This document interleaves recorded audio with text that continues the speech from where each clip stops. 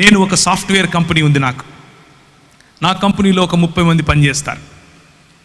ఈరోజు నేను 2 షర్ట్లు 2 ప్యాంట్లు తీసుకుని వెళ్ళానని చెప్పాను. నేను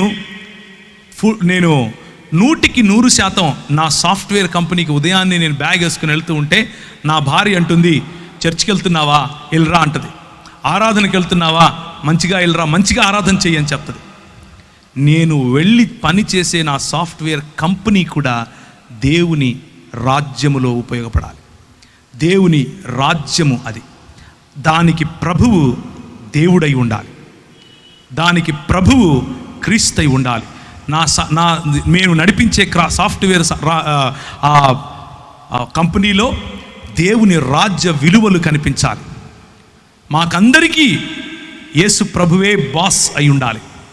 నా క్యాబిన్లో ఒక పెద్దది రాసి పెట్టాను, మా అధికారి ఒక యూదుడైనటువంటి కార్పెంటరు అని. ఒక ఇంగ్లీష్లో ఉంటుంది, my boss is a Jewish carpenter అని. అది పెట్టాము అక్కడ. ఎందుకు అనంటే నేను అధికారి కాదు, దేవుడు అధికారి. నా ఉద్యోగం, నా సంపాదన, దాంట్లో 10 రూపాయలు ఇచ్చేస్తాను, 100 రూపాయలు సంపాదించి నా పని అయిపోయింది అని చేతులు దులుపుకొని వెళితే భక్తుడు అంటారు. 100 రూపాయలు ఇదిగో ప్రభువా నువ్వు నాకు ఇచ్చావు. పరిశుద్ధాత్ముని పొందిన వాడు ఏం చేస్తాడు తెలుసా? దేవుని రాజ్యం కోసం ప్రతి పైసా ఖర్చు పెడతాడు.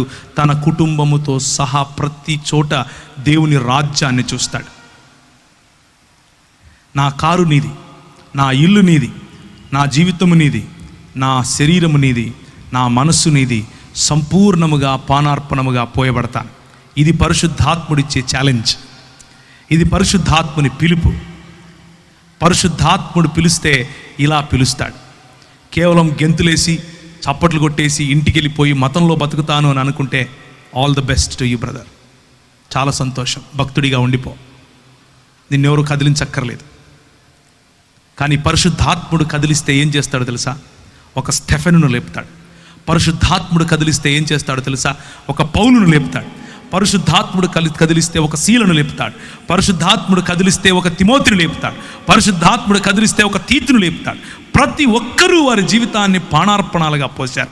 నేను మాత్రం మతంలోనే ఉంటానని అనుకుంటే ఆల్ ద బెస్ట్.